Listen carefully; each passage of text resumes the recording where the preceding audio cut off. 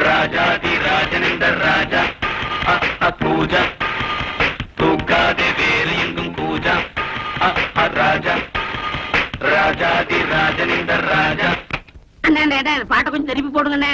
எதுக்கு பக்கிரசாமி திரும்ப திரும்ப இந்த பாட்டை கேட்டுட்டு இருக்கிற? நான் பிரேக் டான்ஸ் கத்துக்கிறேன்னே. நீதான் கூத்தாடுறவனாச்சா, உனக்கு ஏன் இந்த பாட்டெல்லாம்? அதை என்ன கேக்குறீங்க?